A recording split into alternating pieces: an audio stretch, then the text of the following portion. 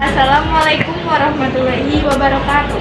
Kami dari kelompok 2 dari kelas 12 Kimia Industri 1. Sebelumnya perkenalkan, nama saya Hedini Hauna Nugraheni. Nama saya Erni Ernawati. Nama saya Foni Ariyanti.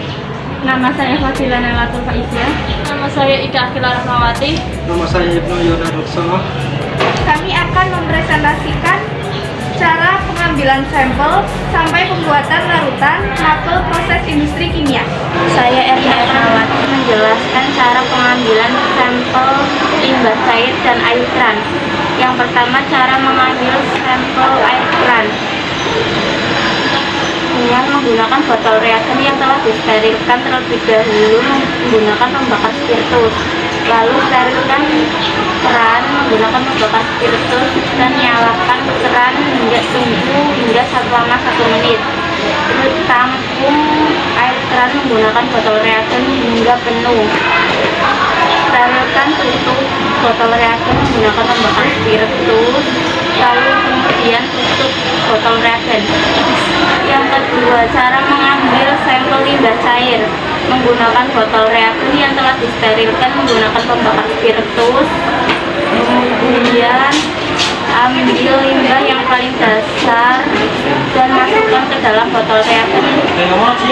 Tutup botol reagen, sterilkan terlebih dahulu dan kemudian tutup botol reagen. Saya Fadila Nelatul Faizah akan menjelaskan cara penggunaan pH meter. Pertama, siapkan sampel terlebih dahulu.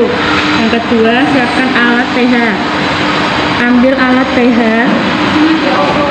lalu buka alat. Setelah itu, nyalakan alat dengan menekan tombol.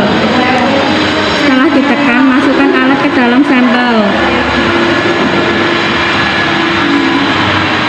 Tunggu beberapa menit hingga angka di alat berhenti untuk menunjukkan pH sampel tersebut. Setelah itu, angkat alat lalu matikan tombol off. Setelah digunakan, bersihkan alat menggunakan aqua gas. Gunakan aqua gas, bersihkan menggunakan tisu hingga bersih.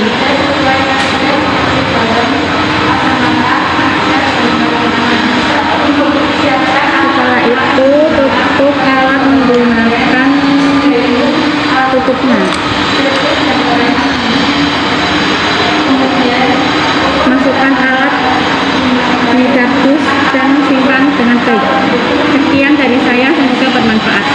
Ariyanti akan menjelaskan cara pengisian alat konduktor. Yang pertama, siapkan sampel terlebih dahulu. Yang kedua, ambil alat dan nyalakan.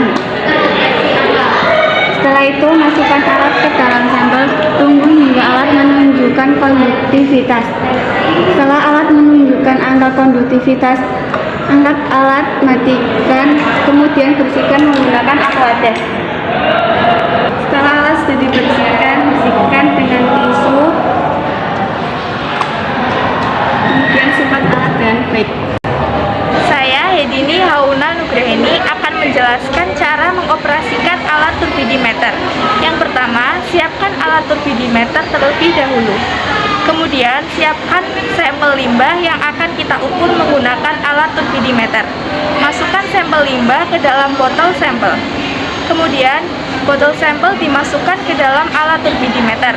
Nyalakan alat turbidimeter dengan menekan tombol sel. Kemudian, tekan tombol read pada alat turbidimeter dan akan muncul angka yang menunjukkan kekeruhan air. Demikian cara mengoperasikan alat turbidimeter. Assalamualaikum warahmatullahi wabarakatuh. Perkenalkan, nama saya Ibnu Yoda Doksono akan menjelaskan cara membuat larutan asam oksalat. Langkah pertama, timbang asam oksalat dalam dekat gelas. Dan larutan menggunakan aqua gas. Langkah kedua, aduk hingga larut sempurna. Langkah ketiga, pindahkan ke dalam labu ukur, kemudian kocok hingga homogen. Sekian dari saya, terima kasih. Saya pembuatan larutan kalium permanganat dengan molaritas 0,02. Pertama-tama siapkan alat dan bahan. Timbang kalium permanganat 0,79 gram di atas neraca. Masukkan kalium permanganat yang sudah ditimbang ke gelas kimia. Beri Aquades 100 ml. Aduk hingga rata. Masukkan larutan ke dalam lampu diukur. Tambahkan Aquades sampai tanda